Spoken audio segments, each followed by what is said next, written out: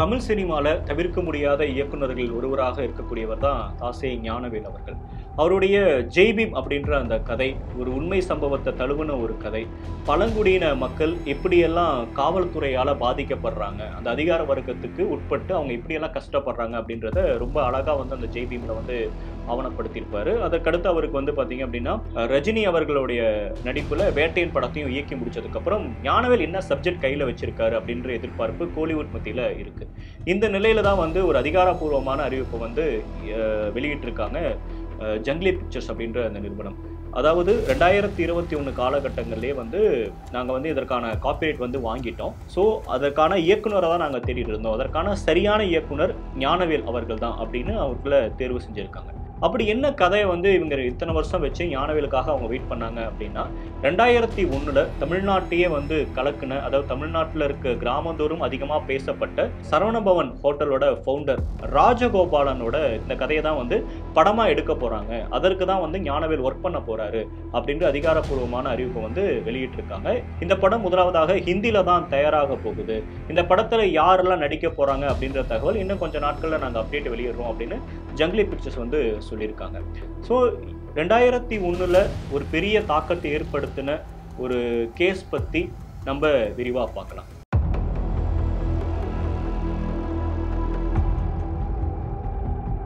1980களில் தூத்துக்குடியை சேர்ந்த ராஜகோபாலன் என்றவர் கே நகர்ல ஒரு மளிகை கடை வைக்கிறாரு. அந்த மளிகை கடை அங்க இருக்கக்கூடிய மக்கள் கிட்ட ஒரு மிகப்பெரிய ஒரு பிரபலம் அடையுது. அதுக்கப்புறம் அதை ஒரு ஹோட்டலா மாத்துறாரு. அந்த ஹோட்டல் பாத்தீங்க அப்படின்னா அப்படியே படிப்படியா நிறைய பிரான்ச்சஸ் ஓபன் ஆகுது. அதுக்கப்புறம் சரவணபவன் அப்படின்ற ஒரு பிராண்டா உருவாகுது. இது இந்தியாவை தாண்டி உலகம் முழுவதும் நிறைய நாடுகள்ல கூட சரவணபவன் அப்படின்ற அந்த பிரான்ச் ஹோட்டல்ஸ் இருக்கிறத நம்மளால பார்க்க முடியும். அப்படி செல்வாக்கு மிகுந்த ராஜகோபாலன் எந்த அளவுக்கு கடின உழைப்பாளியோ அதே அளவுக்கு ஜாதகத்தை ரொம்ப நம்பக்கூடிய ஒரு ஆன்மீக பற்றாளர். அவர் எந்த விஷயத்த செய்யறதா இருந்தாலும் ஜாதகத்தை பார்த்துட்டு தான் செய்வாரு. அவருடைய ஒரு கடை ஓபன் பண்ணணும் அப்படின்னா கூட எல்லாமே ஜாதகத்தை பார்த்து செய்யக்கூடிய அளவுக்கு ஒரு நம்பிக்கை மிக்க ஒருவர் தான் அவர் அப்படி ஏற்கனவே 2 திருமணம் செஞ்சிருந்த ராஜகோபாலன் 3ஆவதா ஒரு திருமணம் செஞ்சோம் அப்படின்னா உங்களுடைய தொழிலும் சரி உங்களுடைய வாழ்க்கைக்கும் நல்லா இருக்கும் அப்படின்னு அவருடைய ஜாதகத்துல ராஜகோபாலன் சொல்றாங்க.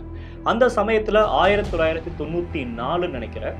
அந்த சமயத்துல சரவணபவன் இதுல ஒரு ஹோட்டல் அவங்க ஒரு ஃபங்க்ஷன் கண்டக்ட் பண்றாங்க. அந்த ஃபங்க்ஷன்ல சரவணபவனோட மேனேஜராக இருக்கக்கூடிய ராமசாமியோட பொண்ணு ஜீவஜோதி அந்த ஃபங்க்ஷன்ல கலந்துக்கிறாங்க.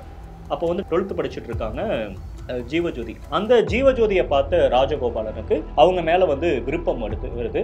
இதை பத்தி அவங்க கிட்ட பேசுறாங்க.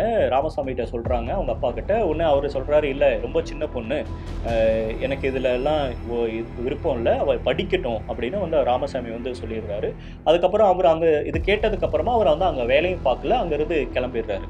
தொடர்ந்து தன்னுடைய பண அதிகாரத்தினாலையும் செல்வாக்குனாலையும் தொடர்ந்து ராமசாமி கிட்ட எப்படியாச்சும் உங்க பொண்ணை எனக்கு கொடுத்துருங்க, நான் எல்லாமே பார்த்துக்கிறேன், நான் 3ஆவது திருமணம் பண்ணிட்டேன் அப்படின்னா என்னோட தொழிலும் இன்னும் அதிகமா விருத்தி அடையும், அதனால எனக்கு தான் லாபம் வரும், நீங்க அதுக்காக நான் உங்க பொண்ணை கல்யாணம் பண்ணிக்கிறேன் அப்படின்னு தொடர்ந்து ராஜகோபால் தரப்பு ராமசாமி கிட்ட பேசுறாங்க. ஆனா ராமசாமி இது எதுக்கும் ஒத்துக்கப்படியா இல்லை. அதுக்கப்புறம் ஒரு 3-4 வருடம் கழித்து 99ல ரொம்ப ஃபோர்ஸ் கொடுத்தனால ராமசாமி தன்னுடைய மகளா இருக்கக்கூடிய ஜீவஜோதிட்ட கேட்குறாங்க.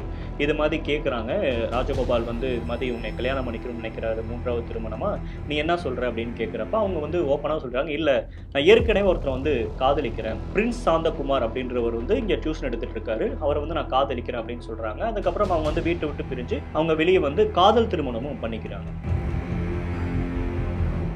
காதல் திருமணம் பண்ணதுக்கு அப்புறம் ராஜகோபால் மாறி இருப்பாரு அப்படின்னு பார்த்தோம், மாறல. என்னன்னா அதுக்கப்புறமும் அவர் எனக்கு ஜீவஜோதி தான் வேணும், ஜீவஜோதியோட நான் திருமணம் பண்ணியே ஆகணும் அப்படின்னு ஒத்த காலில் நிற்கிறாரு. அதற்காக நிறைய முறை அவங்க கூலிப்படை அமைச்சு மிரட்டுறது, ரவுடிகளை அமைச்சு மிரட்டுறது அப்படின்னு சொல்லிட்டு தொடர்ந்து ஒரு விதமான டார்ச்சர், மென்டல் டார்ச்சரை இவங்க 2 பேருக்கு கொடுத்துக்கிட்டே இருக்காங்க. ஒரு கட்டத்தில் இவங்க என்ன பண்றாங்கன்னா காவல்துறையில போய் கம்ப்ளைண்டே கொடுக்குறாங்க.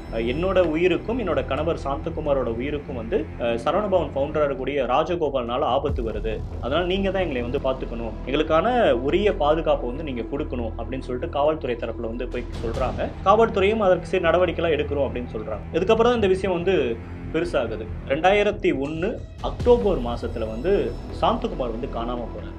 சாந்தகுமார் காணாமல் போனவொடனே இவங்க போய் போலீஸ் ஸ்டேஷன்ல கம்ப்ளைண்ட் கொடுக்குறாங்க. அதுக்கப்புறம் பார்க்குறப்ப தான் கொடைக்கானல்ல ஒரு மர்மமான முறையில் வந்து அவர் உயிரிழந்திருக்காரு அப்படின்ற மாதிரி தகவல் வந்து கிடைக்குது. இப்போ உடனடியாக காவல்துறை வந்து வழக்கு பதிவு செஞ்சு விசாரணை நடத்துறாங்க. ஏற்கனவே வந்து இவங்க ஃபவுண்டர் ராஜகோபால்னால தான் எங்களோட உயிருக்கு ஆபத்து அப்படின்னு சொன்னதையும் வந்து அவங்க கருத்தில் கொள்றாங்க. நிறைய இடத்துல ஒரு சிசிடிவி எல்லாம் வச்சு பார்க்குறப்ப என்ன அப்படின்னா டேனியல் அப்படின்ற ஒரு நபர் தான் வந்து இவரை கடத்திட்டு போயிருக்காங்க அப்படின்னு தெரியுது. இந்த டேனியல் யார் அப்படின்னா ஒரு கூலிப்படை சேர்ந்தவர். அவர் ராஜகோபாலுக்கு ரொம்ப நெருக்கமானவர் அப்படின்ற தகவல் வருது. உடனடியாக ஒரு 7 பேரை கைது பண்றாங்க. இவங்க கிட்ட நடத்தின விசாரணையில தான் வந்து பாத்தீங்க அப்படின்னா டேனியல் வந்து ஒரு வாக்குமூலமே கொடுத்துறாரு. நான் வந்து ராஜகோபால் செஞ்சுதான் சொல்றேன் அப்படின்னு சொல்லிட்டு உடனடியாக ராஜகோபாலும் கைது செய்யப்படுறாரு. 2004 பூந்தமல்லி நீதிமன்றத்தில் வந்து இதுக்கான தீர்ப்புகள் வருது. என்னன்னா 10 ஆண்டுகள் சிறை தண்டனையும் 55 லட்சம் ரூபாய் அபராதம் வந்து ராஜகோபாலனுக்கு விதிக்கப்படுது. அதுல யார் யாரெல்லாம் அரெஸ்ட் ஆனாங்களோ அவங்க எல்லாத்துக்கும் 7 இருந்து 8 வருடம் சிறை அப்படின்றது கொடுக்கப்படுது. உடனடியாக அவர் வந்து இந்த தீர்ப்பை எதிர்த்து அப்பீலுக்கு போறாரு ஹைகோர்ட்ல. அப்பீலுக்கு போற ஹைகோர்ட்ல என்ன சொல்றாங்க அப்படின்னா 10 வருடம் தண்டனை வந்து ஆயுள் தண்டனையா வந்து அவங்க மாத்துறாங்க. அதுக்கப்புறம் இல்ல நான் மறுபடியும் அப்பீல் போவேன்ட்டு சுப்ரீம் கோர்ட் போறாரு. அந்த சுப்ரீம் கோர்ட்டை போனதுக்கு அப்புறம் அந்த வழக்கு பாத்தீங்கன்னா 10 வருஷம் வந்து தொடர்ந்து அந்த வழக்கு வந்து போயிட்டே இருக்கு. இருந்தாலும் கூட இந்த 10 வருடம் இடைப்பட்ட அந்த பீரியட்ல வந்து சரவணபவன் ஹோட்டல் தரப்புல இருந்து ராஜகோபாலன் தரப்புல இருந்து ஜீவஜோதிட்ட வந்து நிறைய முறை வந்து காம்ப்ரமைஸ் பேச விரும்புறாங்க. இது மாதிரி நீங்கள் என்ன கேட்குறீங்களோ தரோம், எவ்வளோ பணம்னாலும் தரோம் அப்படின்னு சொல்கிறாங்க. இருந்தாலும் வந்து தன்னுடைய காதலர் இல்லையா, அவனோட உயிரே போயிருச்சு அப்படின்றனால அவங்க வந்து இதில் வந்து அவங்க காம்ப்ரமைஸே பண்ணிக்கல. தொடர்ந்து அந்த கேஸை வந்து நடத்துகிறாங்க. 2019 வந்து அவங்களுக்கு வந்து தீர்ப்பு வெளியாகுது. என்ன தீர்ப்பு அப்படின்னா சென்னை ஹைகோர்ட் சொன்ன தீர்ப்பை வந்து சுப்ரீம் கோர்ட் வந்து கன்ஃபார்ம் பண்ணுறாங்க. இது வந்து உறுதி செய்கிறாங்க. அப்போ வந்து அது ஆயுள் தண்டனை வந்து அவர் வந்து போய் சரண்டர் ஆகணும் அப்படின்றத சொல்லிடுறாங்க. ஜூலை 9, 2019 வந்து பார்த்தீங்க அப்படின்னா ராஜகோபால் வந்து சரண்டர் ஆகுறாரு. சரண்டர் ஆன ஒரு 5 நாள் ஜூலை 13ஆம் தேதியே வந்து பார்த்தீங்க அப்படின்னா அவருக்கு மாரடைப்பு ஏற்படுது. உடனடியாக மருத்துவமனையில் வந்து சேர்க்கப்படுறார். ஜூலை 18, 2019 அவர் வந்து காலமாகிறார். ஒரு தமிழ்நாடை தாண்டி ஒரு பெரிய பிரபலமாக பார்க்கப்பட்ட ஒரு பெரிய தொழிலதிபராக பார்க்கப்பட்ட ஒருவர் ஒரு ஜாதகத்தை நம்பியும் ஒரு பெண்ணை வந்து எப்படியாச்சும் அடைஞ்சிடணும் அப்படின்னு அவர் எடுத்த முயற்சினால அவருடைய சாம்ராஜ்யமே சரிஞ்சதை நம்மளால பார்க்க முடியுது. இன்ன வரைக்கும் சரவணபவன் அப்படின்னா அண்ணாச்சி அப்படின்னு நம்ம அவருடைய முகம் ஞாபகத்துக்கு வருது. ஆனா அவர் செஞ்ச இந்த ஒரு சம்பவத்தினால ஜீவஜோதியோட வாழ்க்கையும் பாதிக்கப்பட்டிருக்கு அப்படின்றது நம்ம கருத்தில் கொள்ளணும். இந்த ஒரு விஷயத்தை ஒரு உண்மை சம்பவத்தை தழுவிதான் ஞானவேல் வந்து அந்த படத்தை எடுக்க போறாரு.